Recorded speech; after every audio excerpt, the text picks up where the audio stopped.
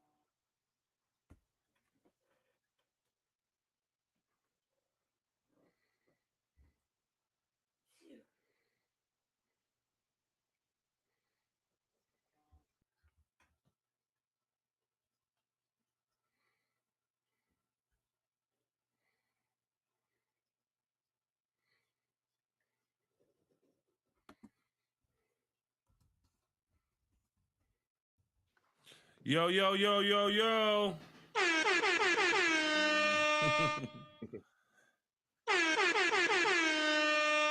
We here Sunday dinner, yo.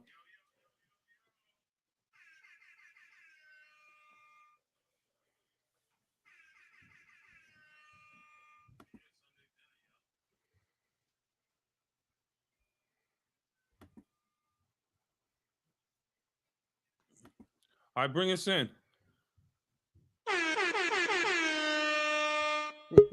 Migs, what up? What's going on, homie? Man, you know, it's been a eventful day. What time you get up?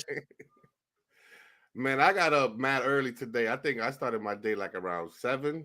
I went to sleep mad early yesterday, and yeah, went for a nice little hike and everything. You know, just trying to be with the Lord and recognize Easter today, and had some good food from the Queen, and I can't lie, I took a little nap before the show.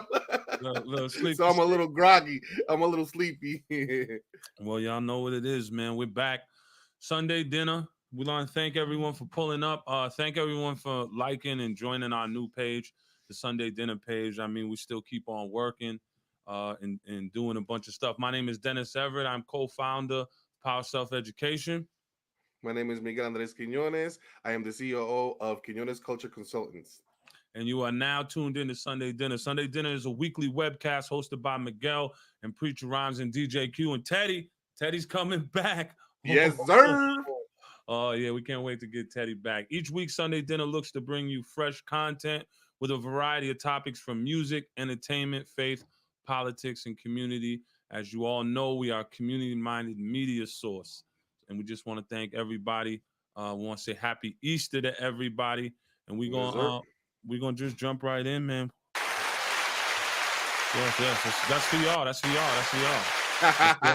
We thank y'all for joining us, man. It ain't easy, man. We're gonna get into the check-ins. Migs, how was your week? Yo, the week was nice, man. I had an opportunity to be at the church and do some work with a reading that we were doing for the night of I can never say the word right. Terribian. It's a tradition that happens in some of the churches where they basically do sort of like a play or a skit on the last days of Jesus before he, was murdered and then rose again in 3 days. So that was a huge part of my week. Other than that, had some basketball with my nephews. Man, we 0-6, man. We need some help. We just lost to the April high school squad. You guys play the team? Yeah, man. We play in the league, like I said, to be at the Y. So my nephews and my brothers, man, I love them to death. We just try to have some of that family time by playing basketball together. And the season's not looking good. Although we were champions once, we're trying to get to that place again. Yo, it's hard when you old losing to some 14-year-olds. Yo, my man, I wish I was their age. I don't envy them though. You know what I mean? I'm glad where I'm at.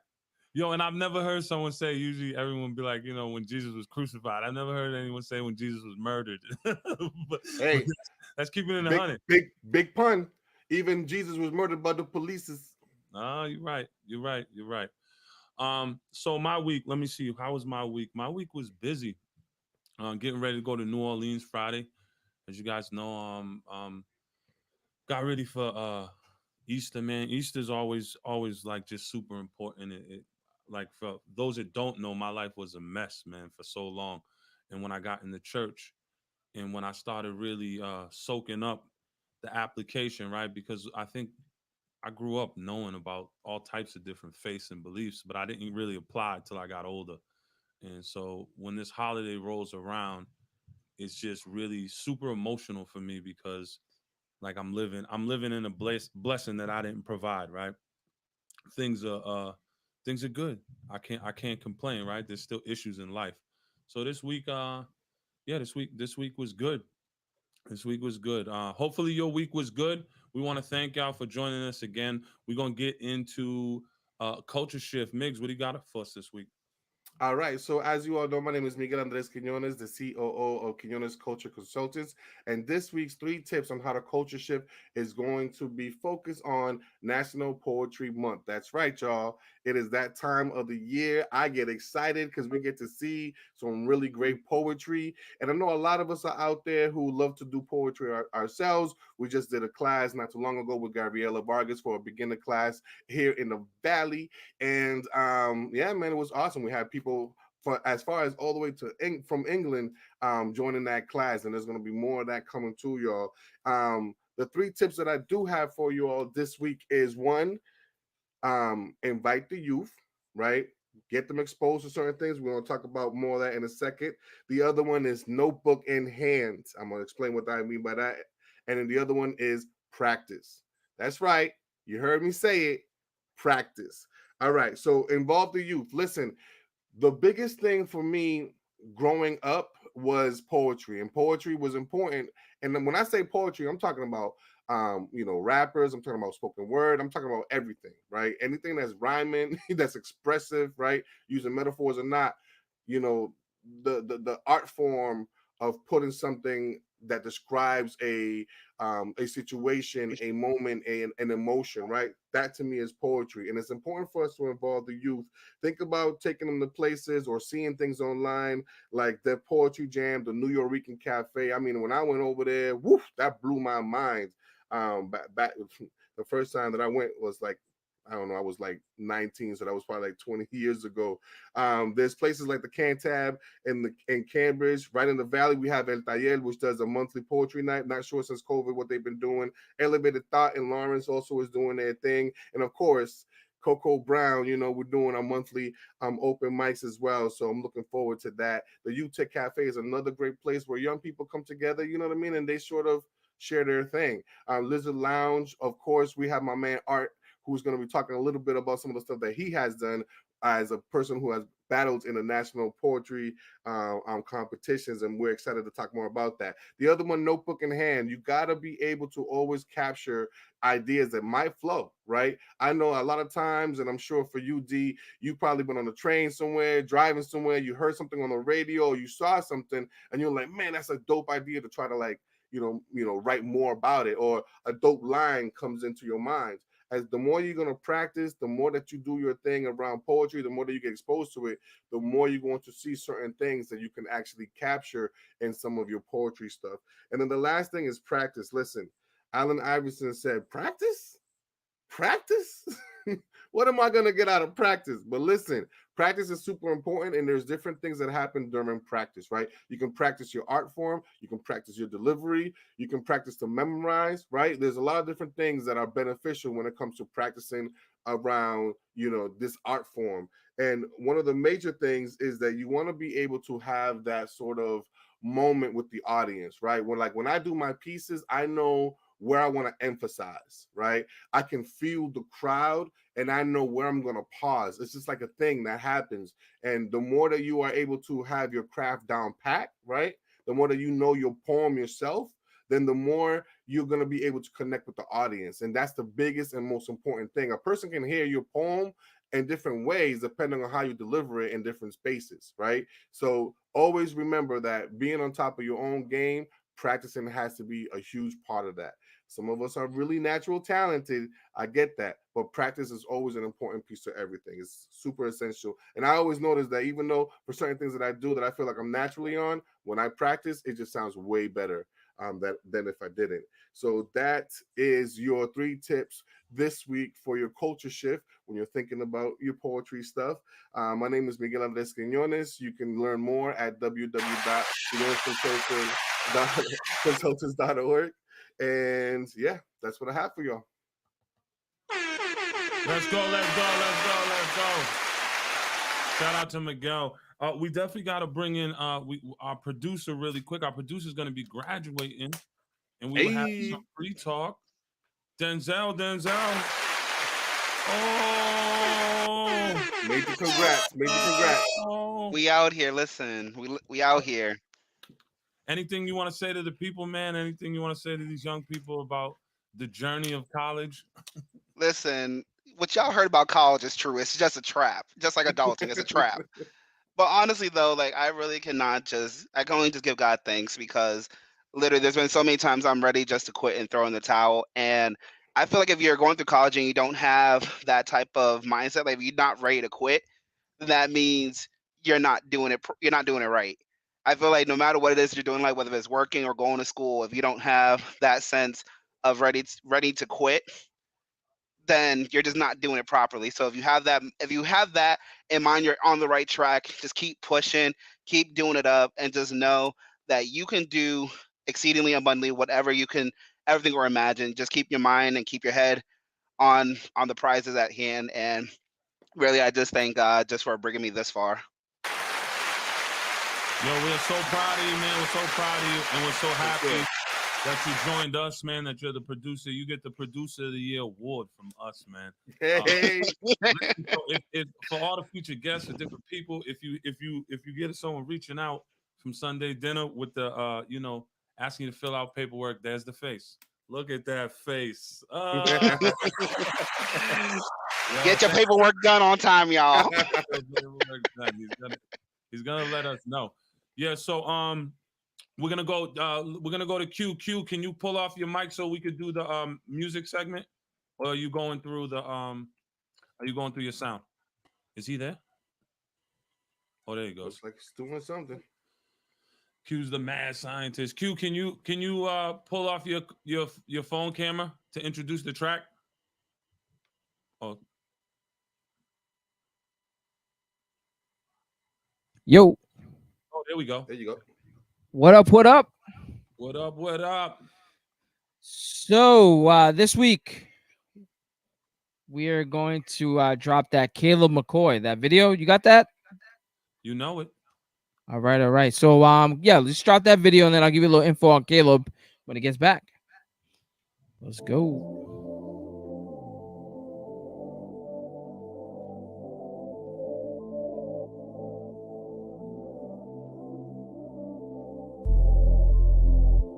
Yeah, I want to start off strong.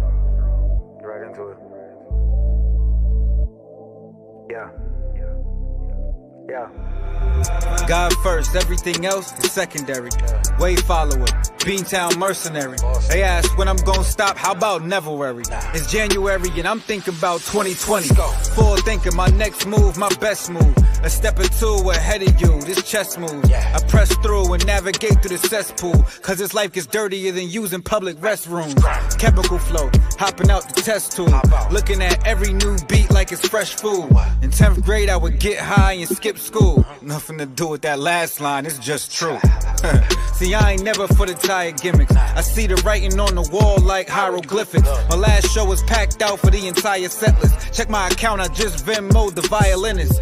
Get the fire engines, I need pyrotechnics to celebrate my growth, like how could I forget it? License suspended, driving reckless with a high percentage in the hood where girls grow up quicker than Kylie Jenner. My life considered the highest bidder and Christ the winner. I might have been a defiant sinner, but I got sicker. The feeling guilty, the back and forth, the shame and doubt. I figured out that I ain't have it all figured out. I reminisce how every summer my hood popped.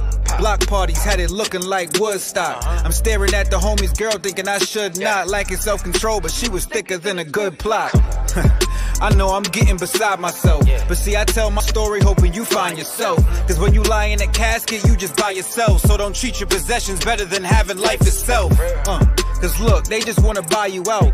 I seen dudes spend their last on designer belts. You looking down on that brother, well man, now you know expensive things can make a broken man feel valuable. Yeah, I see now how they go about it. They rather show off than really ball like Globetrotters. That's how these scandals get co-sponsored. Cause you got a bunch of little kids trapped in grown bodies. Now everybody dealt the raw deal. Falling short, man, it looks like we all fail. Enable the rich kids and leave the poor jailed. All that really means is nobody's getting they soul healed. And the devil's making mountains out of molehills. You don't gotta drive to Forest Hills to find a cold world. But thank God for pursuing my life with no chill. It never was the same again, like reheating a cold meal. I'm from Rosedale, where they'll clip you like a toenail. A lot of bros fail, so they move them things wholesale. In a fast lane, next thing you know, you roadkill. Cut your service off like forgetting to pay your phone bill. People are numb from going through the motions, but sometimes it's easier than going through emotions. So you escape getting stoned off the potion, but Jesus is calling out to your boat up in the ocean. Like, son or daughter, walk on water. Like young Skywalker, meet your father. I know you suffer from headaches and frequent nausea. I see your burden is heavy, I'll take that off you. Spirit is weak, I'ma make that stronger. You don't gotta be a coward, go and face that trauma. Find your treasure, throw away that garbage. At my table, there's a place here for you. Let's get this started.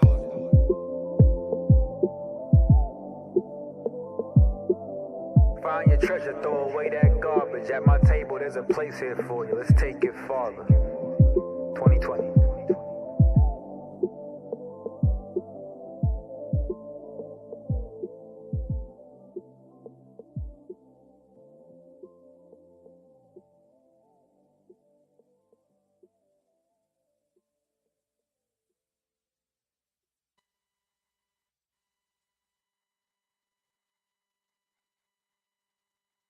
Yo, that man is a problem.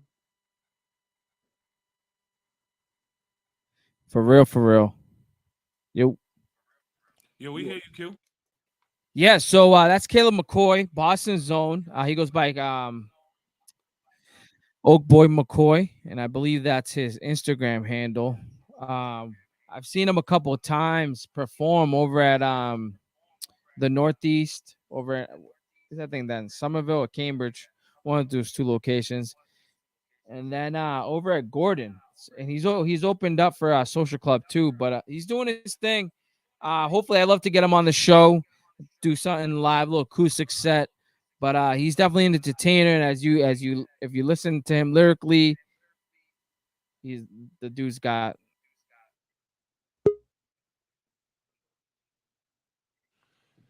Yeah, he's a force, man.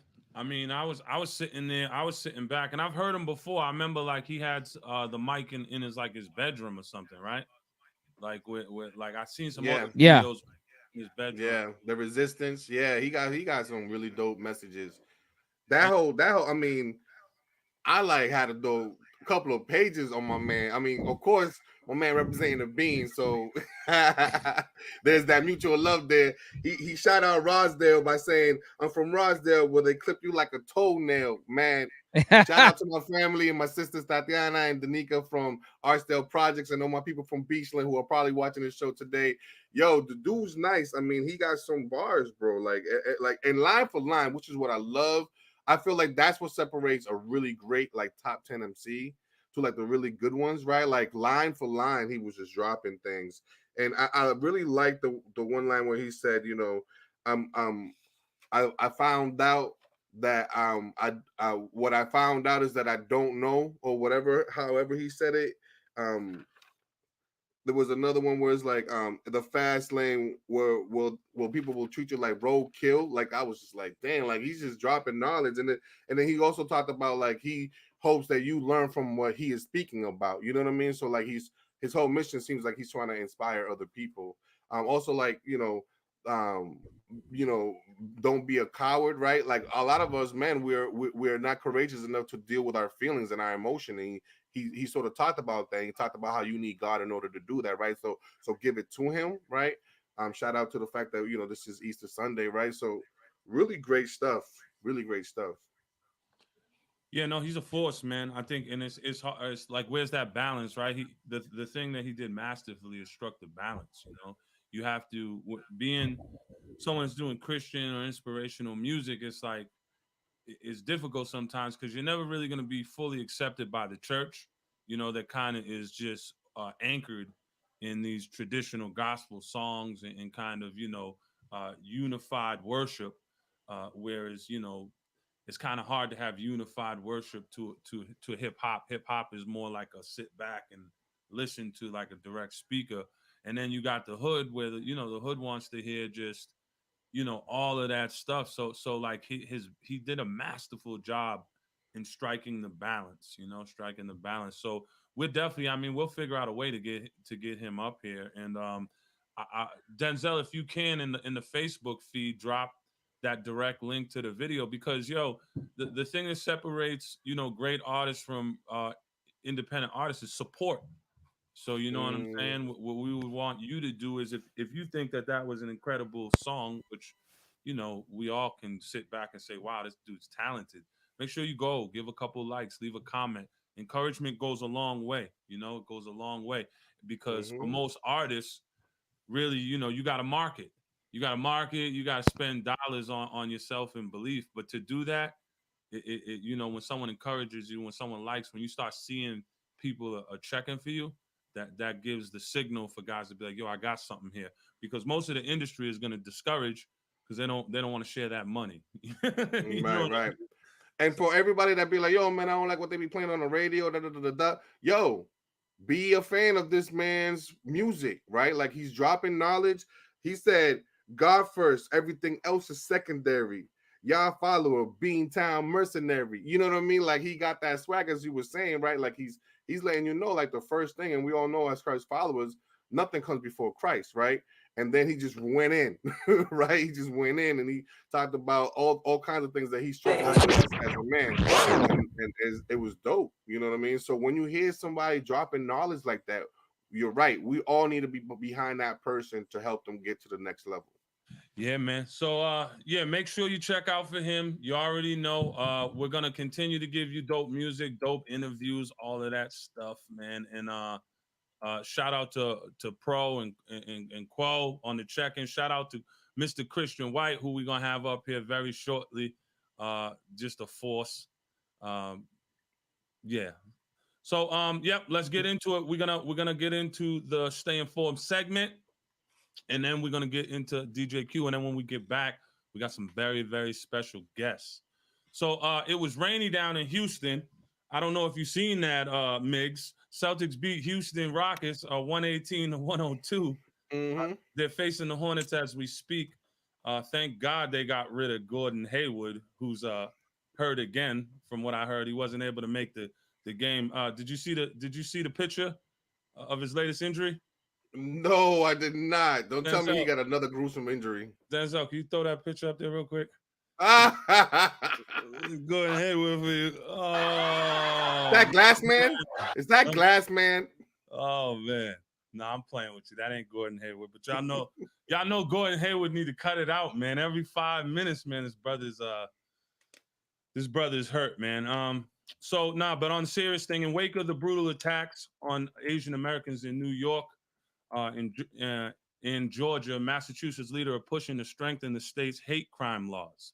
A bill filed in February to clarify and fortify Massachusetts' existing law is gathering support on Beacon Hill as the state and federal leaders weigh policy. I got a clip here from Attorney General Maura Healey. Number one, let's add gender to the categories of violence. Number two, let's increase the penalties for those who perpetrate hate crimes. Number three, let's move the cases from district court to superior court where more serious offenses are brought. So, Migs, we were talking about this last week. We were talking about Asian Americans. What do you think of some of the things that the Attorney General was saying?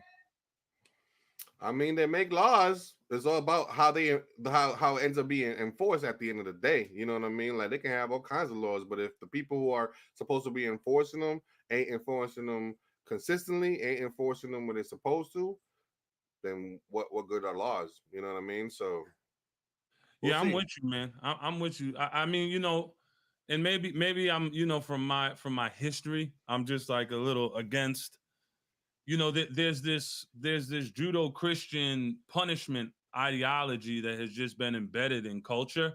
And I think if we start looking at, like, kind of the fruits of that thinking, because I don't want to put the construct of Judo-Christianity on Christ or the belief or God, but we got to separate institution from faith and belief. And when we look at punishment, I mean, to me, education needs to be, you know what I'm saying, needs to be the ultimate solution. Like, if you're gonna lock someone up, lock them in a room with a teacher until you can break down the ignorance, and they can understand why what they're thinking is wrong, instead of just locking someone up in a 6x6 with a bunch of other toxic men.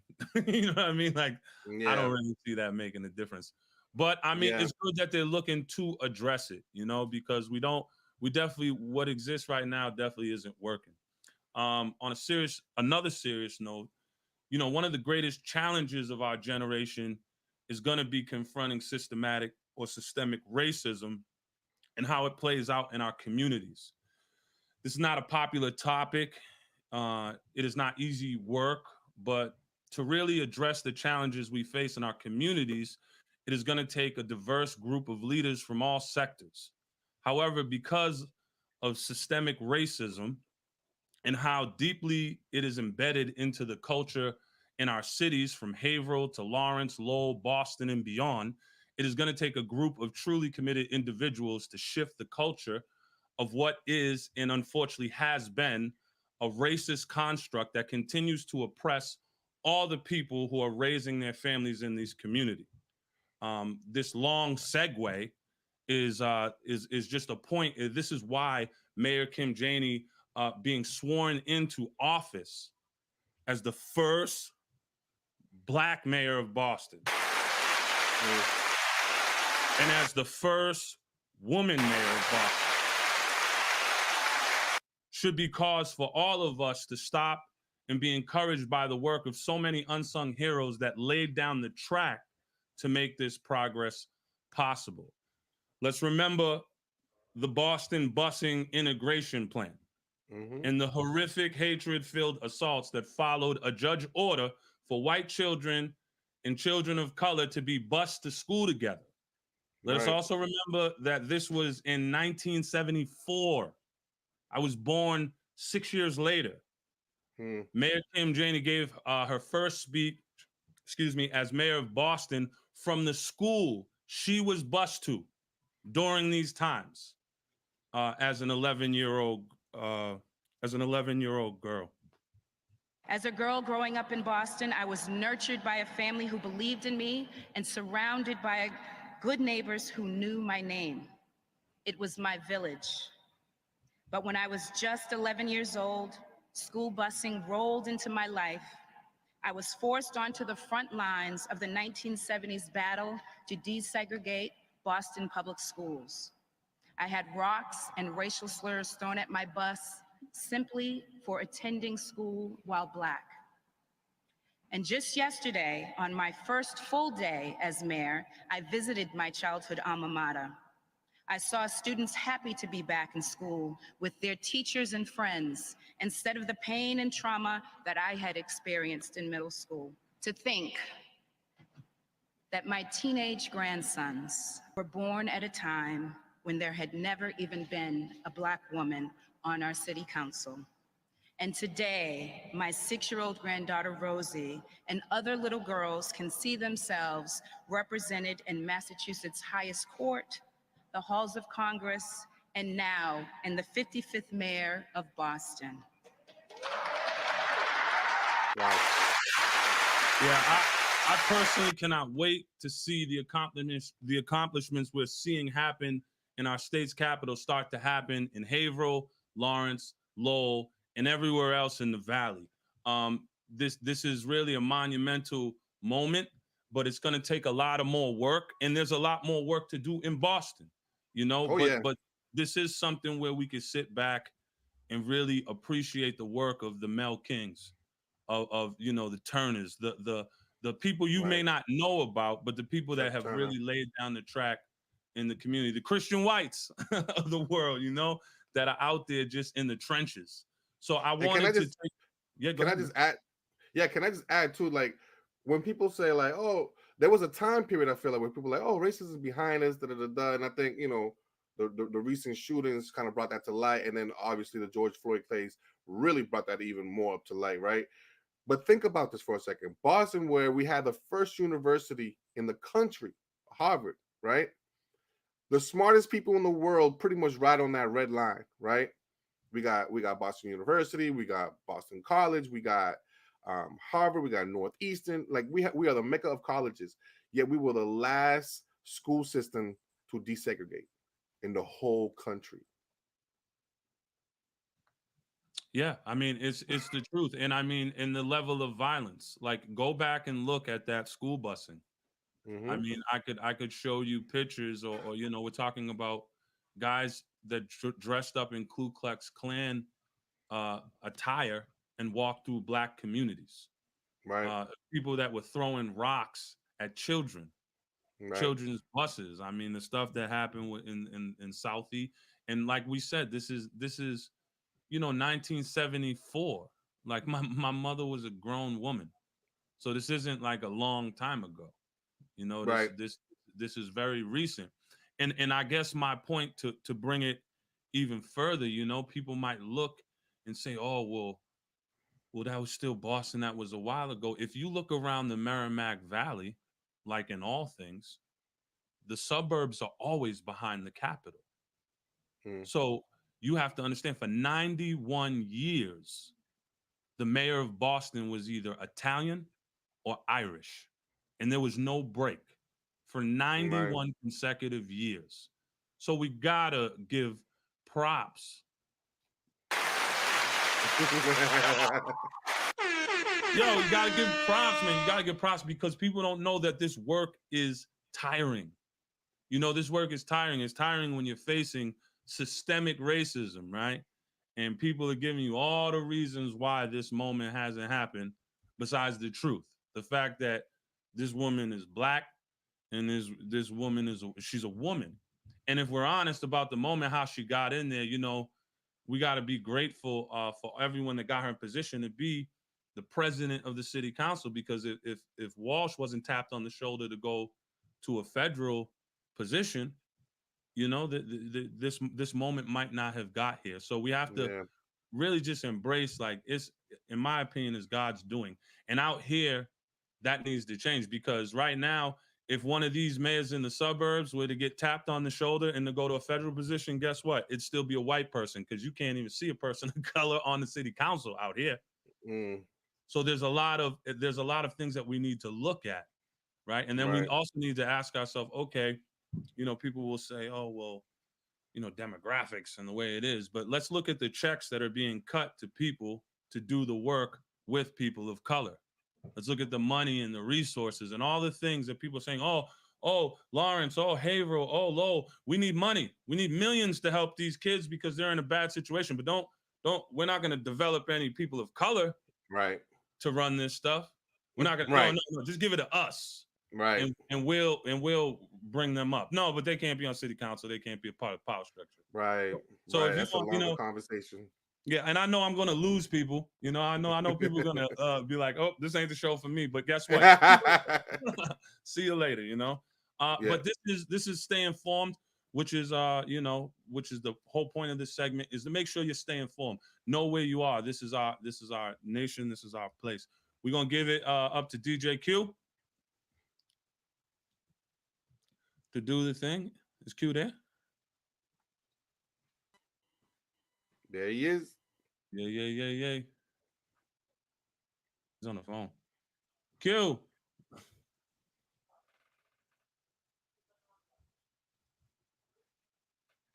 I saw Professor Pro. Is Pro dropping numbers from? Looks like he's dropping numbers over there. 17 points per game. Is he talking about Gordon? Gordon is having a pretty good season, if that's what you're talking about, Pro. You're right about that. Listen, But, he's hurt. I don't want to hear that. Like for the money. yeah. Listen. All right. I see where we're gonna go with this. Listen, for the money he got, for the investment he got, he's too hurt. He's too hurt. He's soft serve. And that's just the way I'm gonna say it. I wish, Pro, we're gonna have to have one of these shows where we come in together. Is Q, are you coming? I think we're gonna have to just.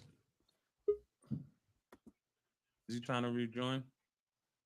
I think the audio is like this. There we go. All right, we'll see y'all after the break. Peace.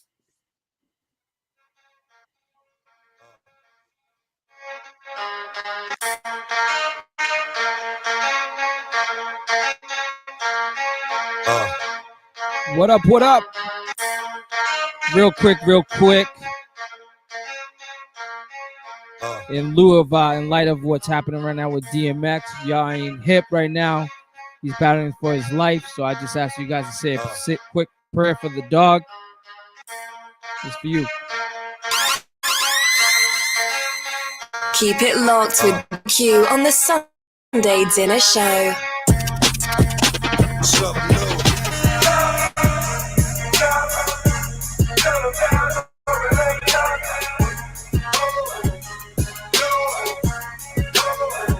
Yeah, from the Q's, but I live in NY to that third letter. Plus I work words with a purpose, I serve rhetoric. And Jesus took a degenerate herb, led him in his presence by his blood. I don't deserve the benefits. Can't move my team like we elephants. Shorties can't remove my genes. I'm being celibate till I find a wife, then we get it. But I ain't no friend with the benefits unless I'm committed. Get it? There they go again, calling me Eminem. They talking who's better than, cause I don't got melanin. I ain't the Christian version of nothing. No, I'm out of second coming to someone. I am the first.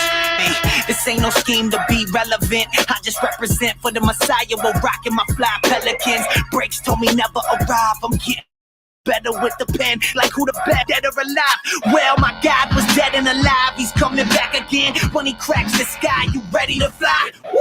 You're gonna end for the things that I'm asking. That's why I'm aiming high like Yao Ming's assassin.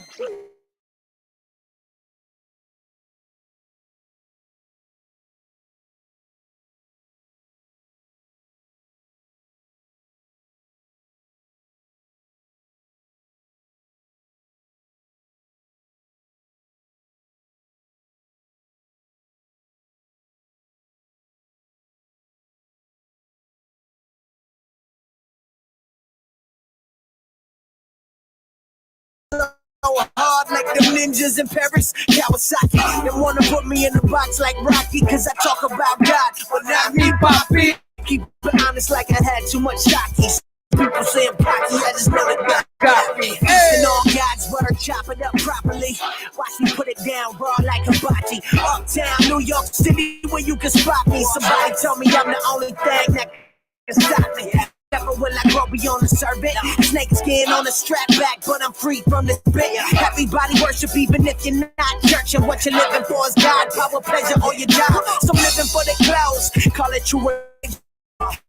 They hit me like the devil I be getting. I think that them Christians in the building, and they been getting higher than the key shit that you're twisting. I know how they get it. The counters with the most high. You don't need to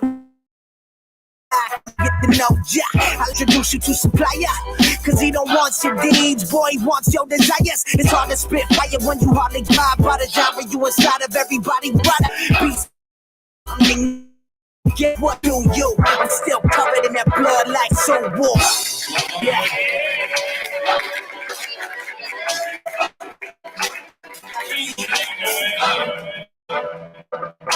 Got me. I know that God got me. I know that God got me. Some sound cocky. Yeah. Maybe it's just the New York in me. I don't know. Keep it locked with DJ Q on the Sunday Dinner Show. All of these is mumbling. I can't understand none of them.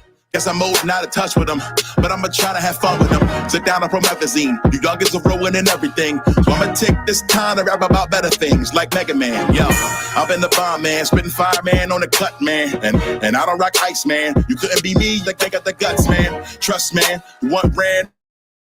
Off Sam, call the check man. Probably moving to Denmark if Trump is president-elect man. Try to bubble man. Understand that it doesn't come quick man. The fame that come in the flash man, more than likely won't stick man. My flow is rare man. Can't find me cause I'm in the air man. I'm never gonna crash man. Rappers wouldn't man. Yeah man. Random. This I can never plan. Put your money on the wood, man. Better call, it's all good, man. Make your intentions understood, man. Never settle, man. Microphone made of metal, man. Easily I do what they never can, never will. Break the code, this is Mega Brand, yeah. God owes money, running with a whole lot of folk. I'm talking about X things, there's a whole lot of dope. I'm talking X killers, X.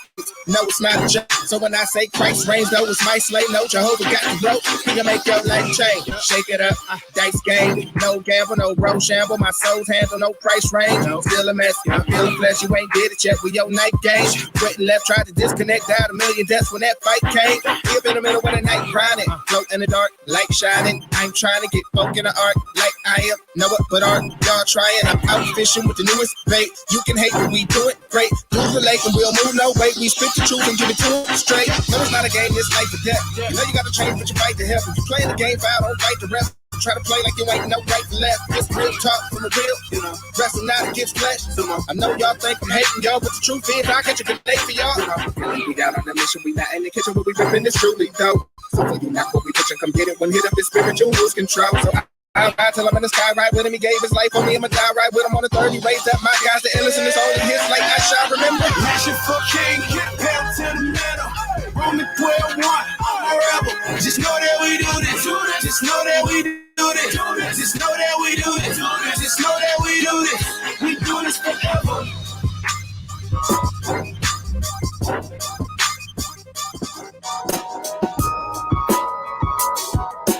If you're just tuning in, this is Sunday Dinner. I'm DJ Q. Make sure to take a second right now to just share the page. Drop a comment. Show some love. Drop the letter Q in the comments. Let me know you vibing. We appreciate you guys.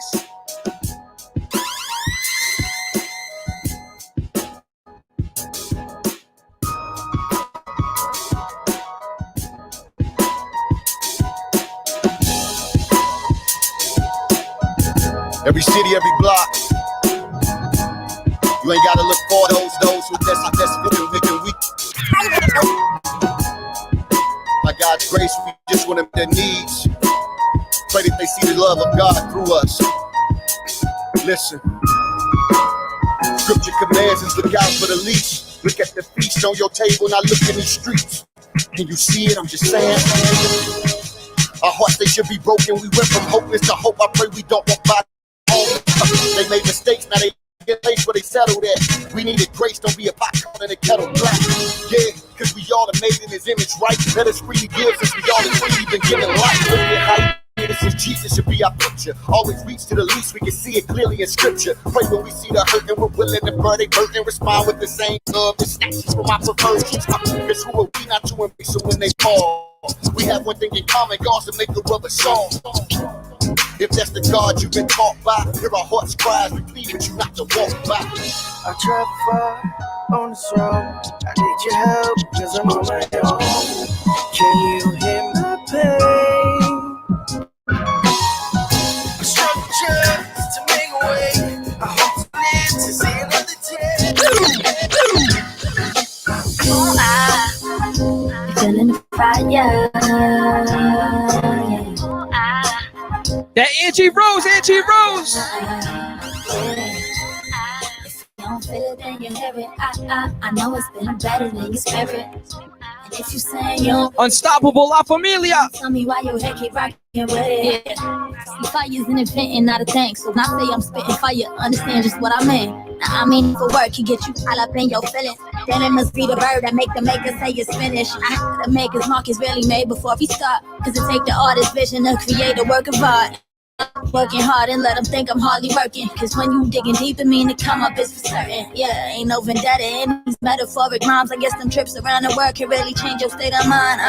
Often caught up in a parable of words, but my preference is action, so my mind is spitting verbs. Around many, but I'm known by a few. Thoughts are good and plenty, but my words so few. Yeah, that's really cause I never play with fire. If my words is life and death, then I'ma use them to inspire.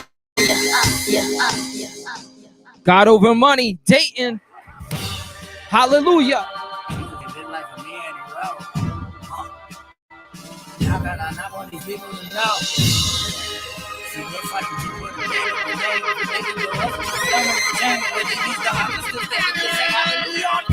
This for the saints in the east, because they can retreat when they're being persecuted by these Satanist streets, but instead it's the fact that they preach, and this was thousands of Christians are slaughtered because they commit to the Father. They share the fate of Stephen for what they believe in, but these saints that quit, they go harder. This for the missionaries because it is scary. Some are beaten, some shot and they killed. They know they could end up buried in the cemetery, but they get more out in the field.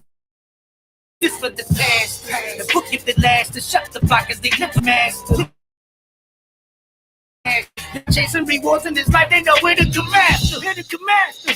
Whoa! I couldn't believe my eyes on the screen. I see Nices put 21 guys on the knees, and these will be headed right on the beach. Can worship at the service time that we please. And pray and open up our Bibles and read. See while the brothers out there dying with free. They're martyred cause they won't deny them, but we deny them every time we're cited. We be in the church but rarely go outside it to preach. Watching never lit a fire beneath my behind the bravery's inspiring me. So from here on out the lions unleash. The Lord before I join the silence I plead.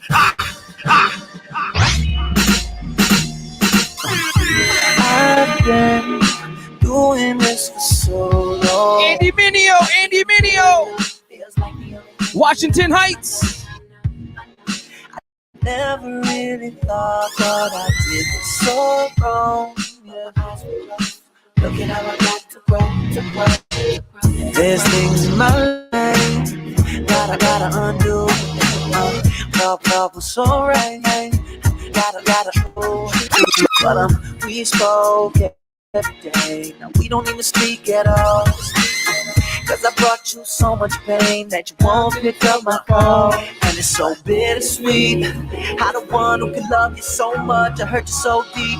Light up your day to mess up your whole week. Lock your heart down and keep the key and go. I don't want you to be my next episode. I don't want just another love story told. I just want you to be my sister. I see life so much different now that I know what you're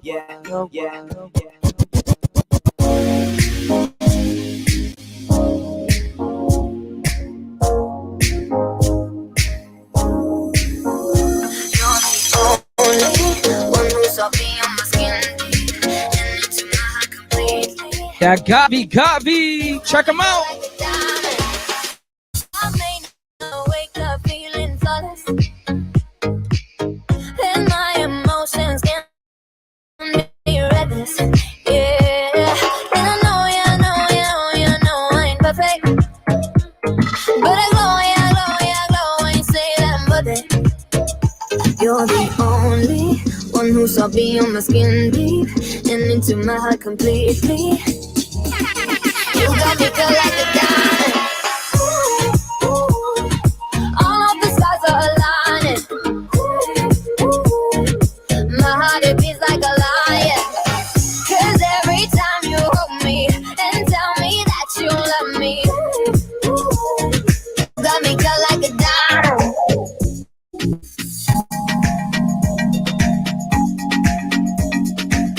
Shout out to my dude, Docs a Million from down south. I love the vibes. This one right here is called Summer Tang. Let's go. Finish stay lit until it's dark. Vibing. You know this is summer ting. Yeah. Oh Lord, this is summer ting. Yeah. Just know this is summer ting. Yeah. Hey. Oh Lord, this is summer ting. Yeah. I just wanna fall asleep under this palm tree. Yeah, yeah, yeah, yeah, yeah. Sun is shining, weather sweet. Oh, yeah, yeah. Always grinding, that's what I need. Oh, yeah. Disfrutando la noche, disfrutando el día, dando gracias a Dios, manteniendo sonrisa. And only the music never stop. Yeah, I got on my head a block. Feeling cool, but they say.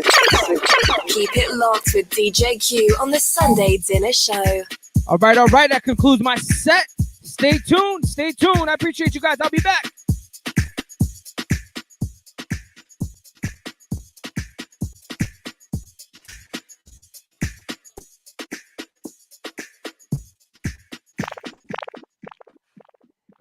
Yo, DJ Q always got me feeling like going to the club or something after this show. Your mic is on, brother. I'm leaving to go on New Orleans on Friday. I'm like ready now. I'm like, come on. But without further ado, I know we're probably gonna have to run over because we have our guests. We had a couple incidents, so we want to apologize to our guests because we appreciate their time, and time is one of the most valuables. Migs, please do all the introductions.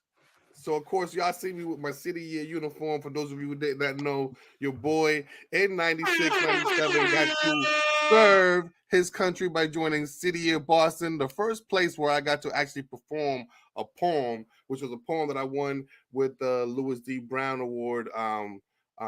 When I talked about a friend of mine who I passed on. Anyways, I came back to City Year in 2011, 2012, I want to say, to work at the Dearborn School as the impact manager, which was a dream job to me because I never thought that I would be in this position where I got to lead the next, AmeriCorps member team to help do some great work in the community. And in that process, I got to meet Art Collins, who is a dope a poet. I'll let him talk more about himself and what he's doing and what he's still doing currently in Boston Public Schools. He's also going to be one of the judges for our event here in the Valley called Pound the Mic. Look out for that flyer if you haven't seen it yet. We are looking for more poets to be part of this outstanding poetry slam that we're going to have on March 23rd. Stay tuned to that. So without further ado, we can bring in my man Art Collins.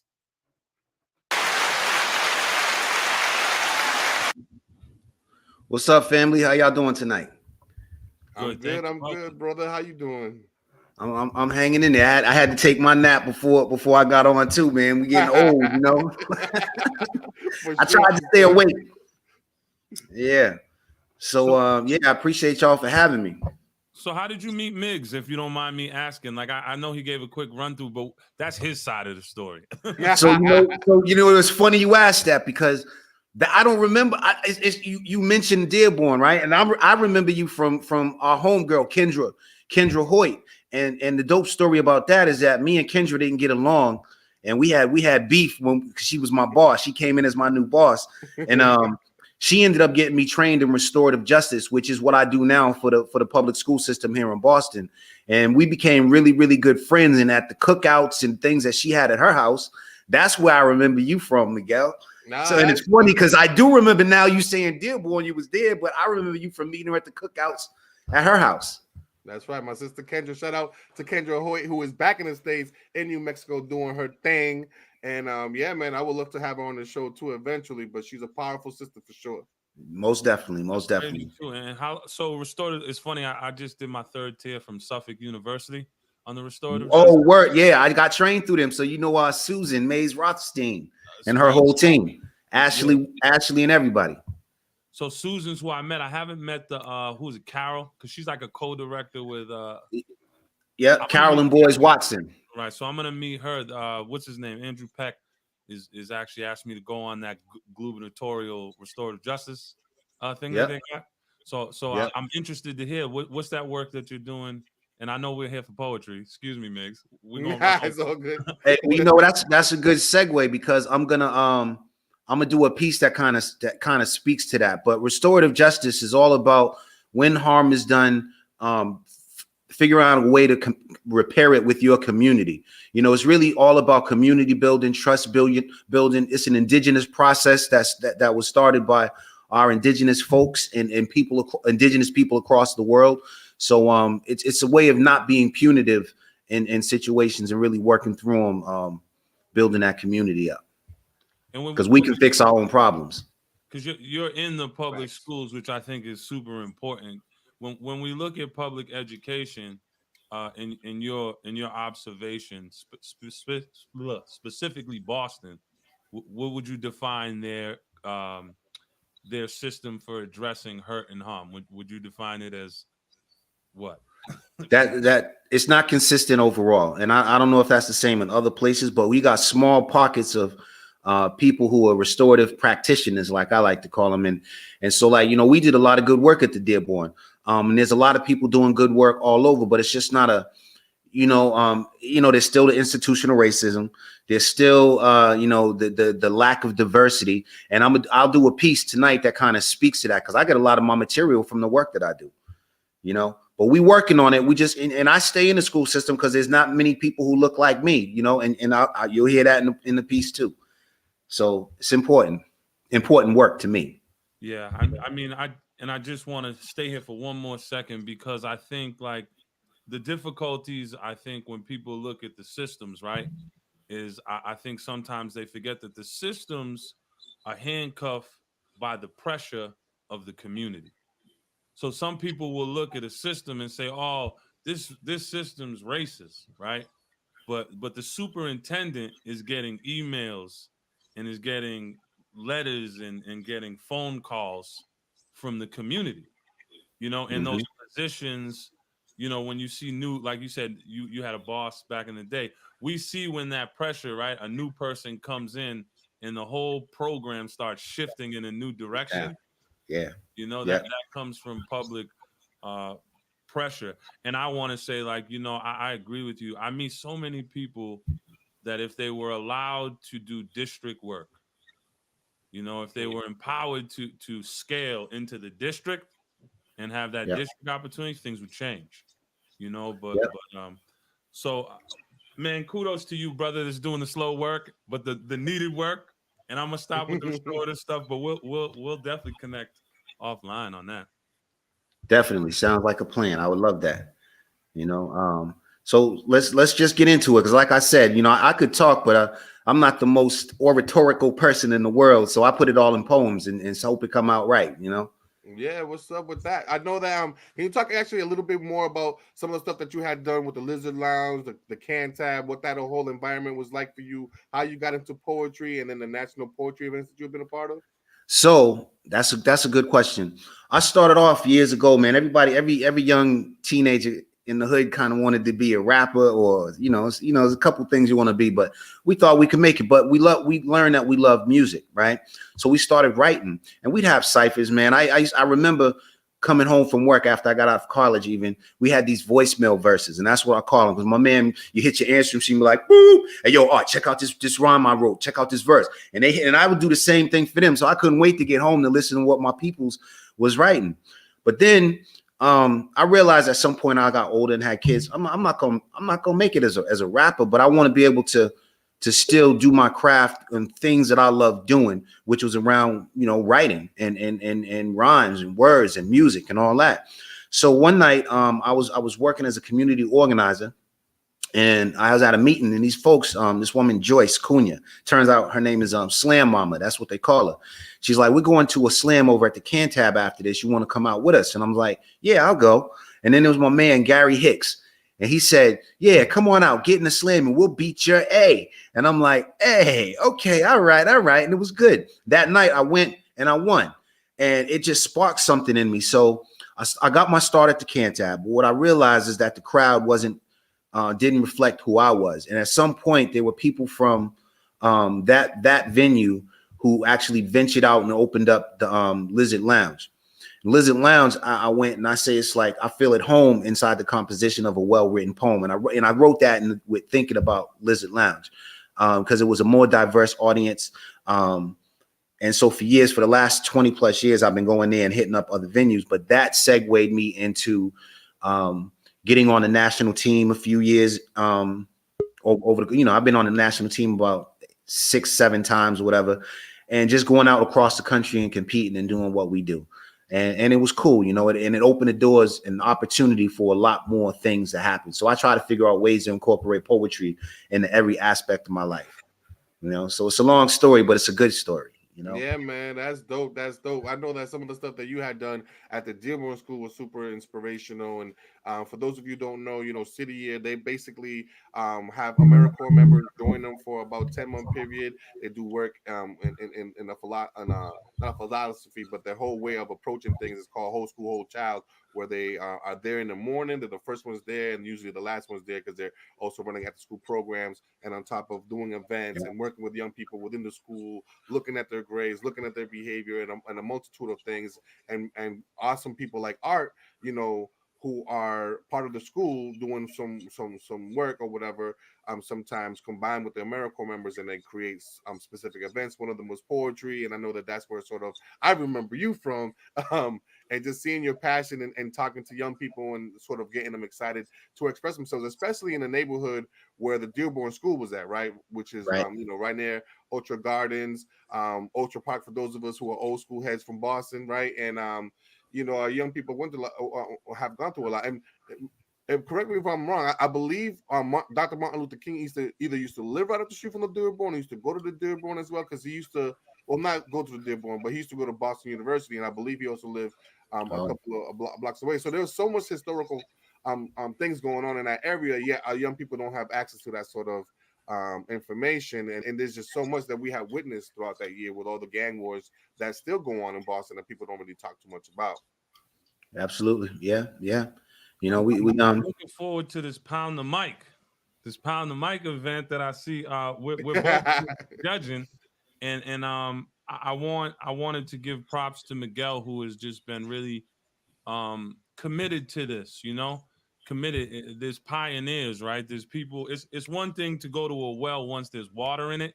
It's another thing to dig a well in dry land. And that's why I like to look at Miguel. Miguel's like, I don't care if there's no pump. I'm gonna make one here. So right. With that being said, I want to segue to a piece, right? So people that whether you may or may not ever experienced spoken word and the power of it. The whole purpose of Art being here, Art had volunteered to come on. He's going to be a guest with us on this Pound the Mic event that will be taking place. Let me pull it up. March 23rd. Say it again. 7 to 9. March 23rd, 7 to 9. You mean April? Are we going to wait till next year? April. Yeah, I'm sorry. It'll be April Friday, 23rd. April 23rd. About 2 weeks away, yeah. Yeah, 7 and 9.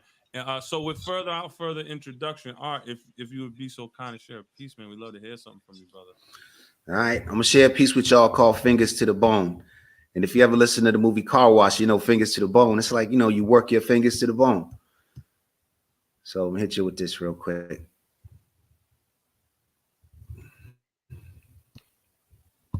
Good morning. No response.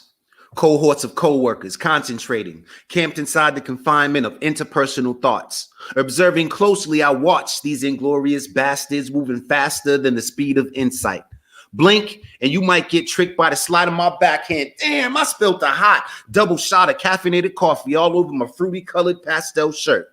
Ruined a whole week's worth of tedious work, leading to a negative evaluation and an incomplete monthly report.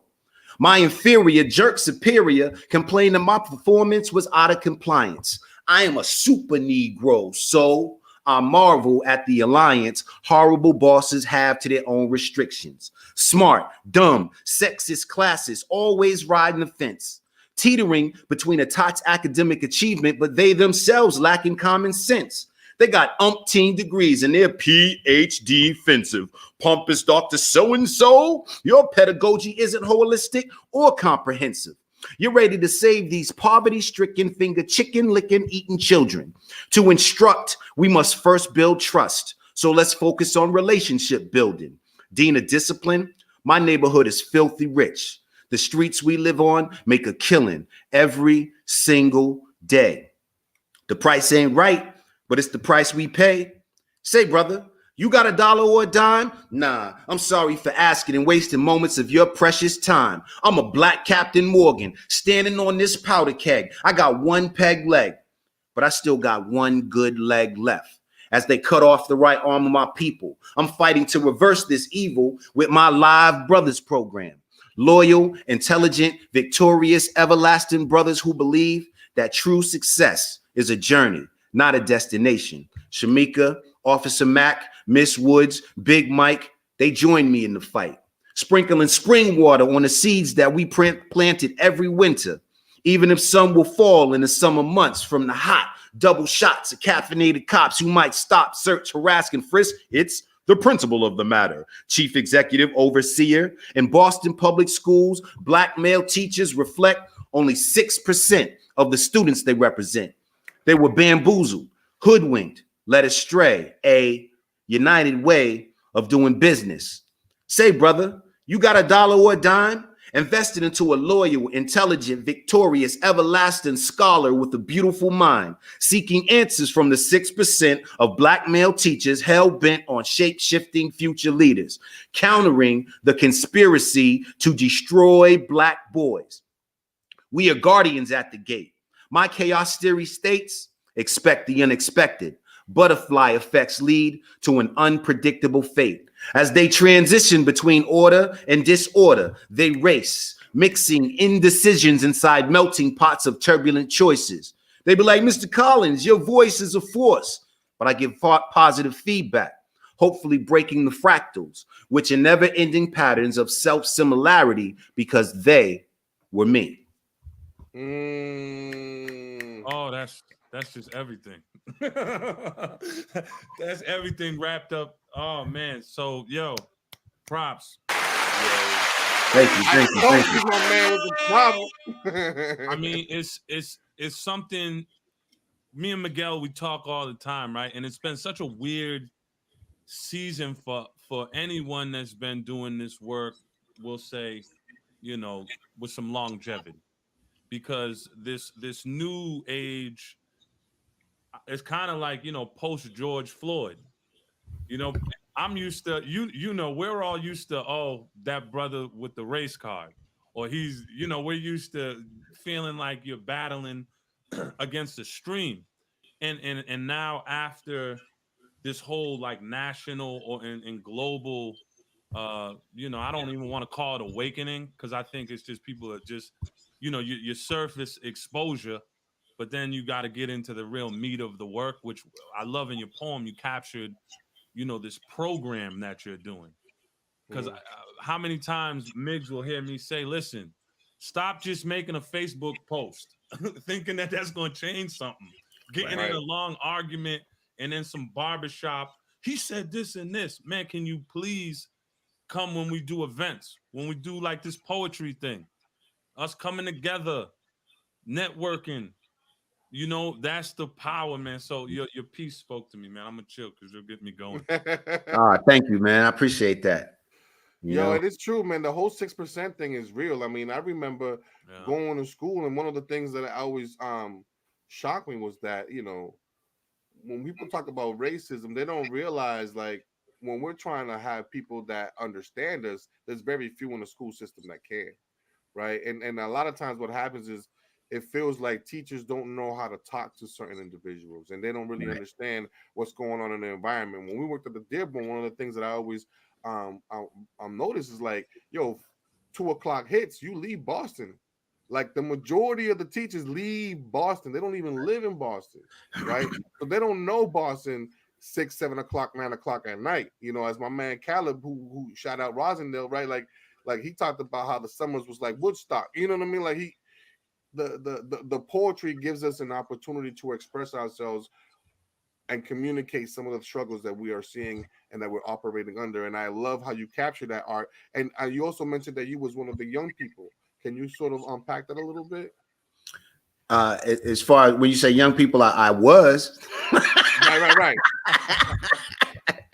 I'm with you. No, one of the things is, man, I actually have a degree in political science and a master's in community economic development. So I was supposed to go to law school, man. I ended up in education because I started substitute teaching when I got out of college, and some other things. But I realized that I needed to be there. But then I looked back and I realized that as a young person, there were people. I had people who guided us, and I had a group of men when I was a young dude, man, who took me and about 5 or 6 of my boys and brought us in the dojo. And they trained us in martial arts. No, not only did they train us in martial arts, they knew Boston was violent, man. We had guns. Everybody had guns back then. I lost half of my friends to death, man. And you talking about like 16, 17 years old. I went to school every day with a strap. And then they found out this stuff, man. But turns out that they were all Black Panthers. They were teachers in the school system, but they trained us. They taught us how to fight. And they taught us how to use a weapon properly and not against our own people. And they said there was 3 things we need to focus on. One was ourselves growing. So they gave us homework to do, and they made us read about our history. Your family, take care of your family, and your community. Take care of those 3 things, and you'll be what you're supposed to be as a man. And that's what they made us do. So, some people might look back at it, but they took our guns, even though they showed us how to use them. But they saved our lives. And it wasn't just me, it was a whole bunch of us. And those are the group of dudes that I grew up with, writing rhymes with, Some didn't make it, but there's my core group is still here, and they're doing the same kinds of things that I'm trying to do. Yeah, I want to speak to just to that a portion, because my life would traject me into Walpole. And, I would do a state bid 8 years. And I don't think a lot of people know this, right? Like, when you see these movies of the dismantling of the Black Panthers, understand that there was a party in here, and there's brothers that are doing life sentences over politicians that are existing right now in high places, and those brothers were buried doing time, still trying to go to the law library and fight their case. And some have got out, some haven't, but those brothers continued that work behind the wall. Behind the walls, we came in, not everyone listens. But they would say, hey, man, I'm here because I'm a political prisoner. And you'd be like, man, you ain't no political prisoner. But right. It's true. No, it's true. And then they break down the history. So I just want to say, like, it's so important that in this time we realize where we're at as a people, as a community, and the opportunity that's in front of us. And that systemic racism, it impacts all. Not, like some people look at it just as a Black issue. No, it's a white, like it affects all. What is white? What is white? We get into this, Migs, all the time. We're trying to tell people, brother, you ain't white. You're Italian. You know what I'm saying? Like, what are you talking about? But people don't realize that even they've been tricked. That their culture has been ripped away from them for land and protection and capital. So, like, this opportunity, there's this awakening. But I think the thing is, we need to understand, if you're looking for Superman or some hero, look in the mirror. We're the heroes. We got to step up. We got to change this time for the betterment of our children. And poetry, art, music, to me, like, that's the spear. Because it gets away from all the head. The art hits the heart. And that's what's missing today. Everybody wants to operate from up here. Well, 90% of forget that. You know what I'm saying? So let's get to the reality. You just disrespected me, and I don't like it. Right. So, it's such a blessing. And I know we're past the time, but before we're done, Art, if you got another one, I'd love it before you leave. All right. This one is for you'll see. I call it The Forgotten. And y'all could appreciate this, I would hope. The older Black men get, the less the world cares about us. It stares at us through judgmental dry eyes. FYI, men do cry when we're alone because we too get lonely. But no one cries post-mortem when we die, except our mothers, lovers, and dead homies.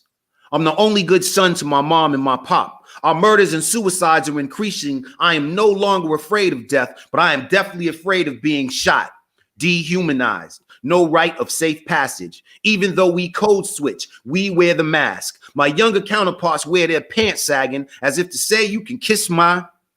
And I ain't mad at that because it is now as it always was. What I want for myself, I want for my bros. Visualize this love because we are the invisible men that Ralph Ellison spoke of. Extinct, on the brink of a human being forgotten, rotting away inside the strict pipelines of public schools and private cells, rotting away inside our self-esteem. It seems that people who want the most tolerance are the least tolerant.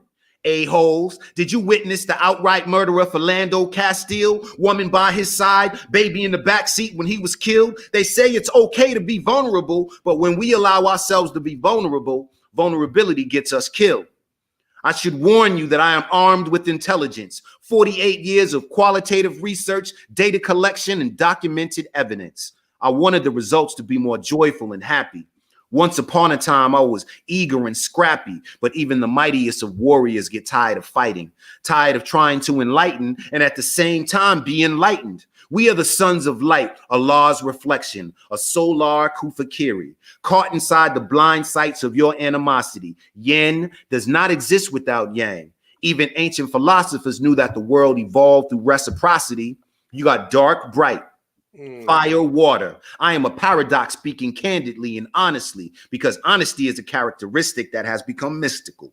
One day, the guilt will consume the very same poetry venues that were meant to bind us, remind us that our words become legacies and should remain timeless. But death is where you'll find us amongst our fallen brethren. But we don't die. We simply ascend to the higher heights of heaven, from boys to men to deity.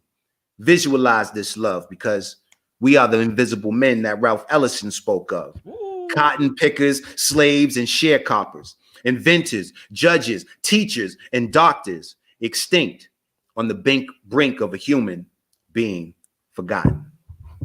Bam. Oh man, and I know you still got bars. I hear it. You're working on some rhymes on the low. I got some. You know, I got a little something. I hear it. Oh man, they don't call you out for nothing. Yo, it's such a blessing, man. It's a blessing to be here.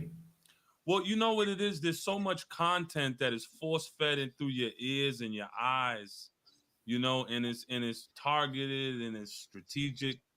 Man, that like when I just hear that transparency in that heart, it's like water, man.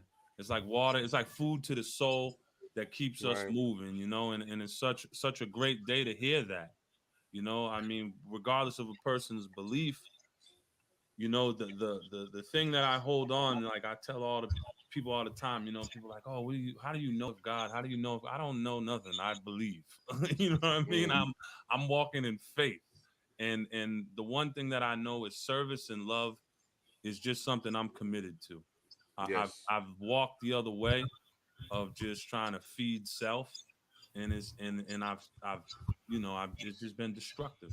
So now for the rest of my days, I will spend my life looking, you know, Jesus is who I follow, but I don't blind myself to other people who live the life of service and love, because whoever's in that's my brother, that's my sister. There's something to learn. And that's the one thing I may not have known you before, Art, sir, Mr. Collins, but I'm connecting with you, and I look forward to following you from now on. I look forward to seeing you on the event. Migs, can you talk about this event? Yeah, so as we had mentioned earlier, on April 23rd, which is a Friday from 7 to 9 p.m., we're going to have special guest judges, Preacha Rhymes, our very own, Dima Faisal. 150. I might have to get moved into the contestants. Yeah, we definitely do have a prize. And then Art is also going to be one of the other judges. So yeah, there's going to be $150 worth of gift card prizes. Listen, we all know that what Art just shared, like that's personal, right? Like that costs sometimes our vibe. You know what I mean? It's important for people to understand that as we do this work, this youth work, it costs us sometimes. You know what I mean? Yeah, we love it. We might be hyped up. We might wake up early in the morning because we love connecting with young people. They remind us of us and all that stuff. And at the same time, they trigger us sometimes. We live vicarious trauma sometimes with them, right? And over the years, that takes a toll. Sometimes after an event, it might take a toll. I know it does that for me. And I have my own sort of way of doing things, right, to de-stress certain situations that may have, impacted me in a certain way. So we definitely want to make sure that while we invite people to share their poetry and they share their story, that we also give them some love while they're doing that. And we appreciate, you Art, and also obviously you, Preacha Rhymes, and then Dima, who's going to be there as well. And then there's other people who are doing other things in the community around poetry to help set up some of the young people like UTech, like Elevated Thought. We're hoping that a lot of their young people are able to come to this event and participate, because we want to show another way of sharing emotion, right? Of sharing your story, of being able to channel energy versus young people bouncing off the walls. Because nowadays, right, they cut in the music class, they're cutting the gym classes, they're cutting all of these things that really help young people in the process to process what they're going through, right? And then therefore we're surprised when they start picking up guns and start shooting each other. Like, we need to be able to give them an outlet, and poetry is one of those things that I know has helped me out a whole bunch. And we're hoping that with these sort of events and what we're going to be doing at Coco Brown on a monthly basis, and with the classes and so forth, it gives young people an opportunity to channel their energy as well. Yeah, and speak your truth. Like, the power of art's spoken word is that you can identify that that's his path, that's his narrative. So you might be a female that grew up in a rich community, and never. But that doesn't mean the one thing my pastor says is the reason why life is fair because it's equally hard on everybody. You know what I mean? Like, you're gonna face death. You're gonna face everyone's gonna face their challenges and their struggles. So even though we're putting this on, know that this is an inclusive space where if you have life and you have breath and a heartbeat in your body, we want you to come and we want you to speak your truth uncensored. Uncensored. I don't care if you're too religious to hear where someone's coming from. Don't come. You know what I mean? We don't want. That's what we don't want. We don't want boundaries. The world is too much of a prison where we don't want. We want to meet people where they're at. We want to hear their story and we want to get to know people. So please come. I look forward to it. The hardest part about being a judge is how, especially with spoken word, how do you reject someone's truth? So Right. I'm gonna challenge. I'm gonna challenge you poets, man. I mean, if something stands out, I will say, "Wow, that was fire," and But my point is, it's very hard to put a prize on talent. Yeah, for sure. Which is why we're going to be doing it differently than most poetry slams. We're not going to have our participants sort of versus each other. What we are going to do is we're going to utilize a rubric that's going to have us focus on people's content, people's performance, their delivery, right? So it's really to encourage people to continue to come and continue to participate. And then the person that basically has the highest score based on that will be the winner. So we don't want to put people in position where it's almost like they're boxing versus with each other, which is another form of competition, which is great, I think, at the same time. But as a person who is really big around building culture, and that's what we're trying to do, is we're trying to cultivate culture. We're going to have some people who, for the first time, they're entering their slams, and some people who have some pretty good experience, right? So we're going to have a wide range of things going on. And my hope is this is our first annual. We're going to be doing this for a couple of more years. I met a young lady not too long ago who said, they had lost their aunt. Shout out to Jessica Simpson, and who said that her aunt used to be part of the national poetry team. And I'm like, oh my goodness, like, you might be coming in and your aunt may have known art. And I think that's the thing about longevity, right? For those of us who have done this work for a very long time, we have seen now young people now take on the role of youth workers, right? Take on the role of being teachers. And I think that that's super important. And that's the kind of culture that we want to build. We want to create an atmosphere where people feel like, okay, I can't wait for the next year. I can't wait for the next event that we're going to do. I can't wait to be able to practice and go to the next, beginner session or intermediate session or advanced session of poetry, so that I can continue to practice on my art form, right? And that's what we're hoping we're bringing with this whole thing. And it should be great. It should be exciting. Come down and pound the mic if you feel like you got the skills to do so. And we're definitely big on breaking bread. So don't worry. I mean, right now we're not able, but when we are able to get back together, we're so looking forward to it because we love that one-on-one. We're way past our time, but sometimes you gotta go like that. When you get a good guest, man, you just gotta go with it. That's right. That's but right. What would be, we want to give you first an opportunity to give love to whoever you would want to give love to. And I know you wasn't able to fill out the form. The reason for the form is because we always want our viewers to know where to check you out, where to support whatever it is you're doing, if there's something that you could do. So before we go, definitely want to give you a chance to shout out whoever and let people know if they're trying to get in contact with you, if they're trying to network with you, what is the way to do that? Oh, I like to give everybody a shout out, particularly all my Lizard Lounge family. Everybody out there who supports the poets in the Boston area and around the country. You can also check out my website at artcollinspoet.com. I try to keep it up to date, but you'll see me around. I do it for the love, so I jump on wherever I can, but you'll definitely see me back out there again. But artcollinspoet.com. You can check out some of my stuff on the website. Man, thank you so much. Yo, I love Migs. I love seeing you with the city wear stuff. I remember being on the red line being like, yo, is this a gang? Like, when I was a little kid, you'd be like, who are these dudes with the red jackets? Shout out to Steven Spallows for this hat.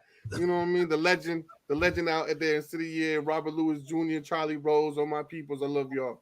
What do you think about, during the Stay Informed segment, we were kind of breaking down the mayor, right? And like how like that's just, for people that may not know, it's kind of like you would have liked to see her voted in.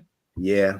Because like we all are looking at it like, okay, yeah, she's in here now, but when this voter thing happens, what happens? But still, like, how does it feel? Because my hope is like I text a couple brothers from Boston like, yo, y'all gotta hit her up now. We gotta organize. All the beef gotta stop. Like because if we're honest, us that are professionals, we know that 0.5% of investment goes to people of color in Boston. These are facts. 0.5%. We're talking about billions of dollars, right? So the key, I think, for all of us is, when is the city gonna cut the check for people of color who have been doing this work with white overseers? Right? There's always that person that is the overseer. So I don't want to get all my stuff on you. I feel like I'm leading your question too much. But just very simply, just to see that, right? What does it mean to you?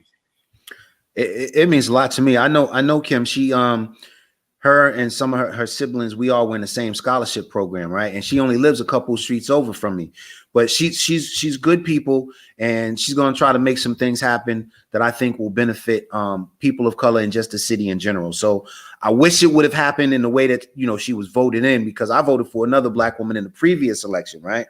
But because it's just sometimes just competing interests, and we got to figure out and support that one person. I hope she runs again. We can actually elect somebody this time around, but I'll take it as it comes. You know what I mean? But it's long overdue and should have happened years ago. So let's support her. I agree, and like for me, I'm on the outside, but just watching Rachel Rollins and what she's dealing with, it's so obvious. Like we're still in a lot of ways dealing with the same stuff. It's you just got to put it under the microscope to see it, so to speak. Not if you're us, but you know what I'm saying, for others. Right. Man, I just appreciate you, Migs. I appreciate you bringing art. Migs, I'm gonna give you the sign off. You want to sign us out? All right. Yeah, man. Well, once again, thank you all for joining us at Sunday Dinner. Shout outs to Art Collins for coming up. Please join us on April 23rd from 7 to 9. Look out for some more information. We are going to be live, and we're going to be in full effect for that Pound the Mic event. Thank you all again for joining us. This is Sunday Dinner on Easter Sunday. Y'all have a great and blessed night.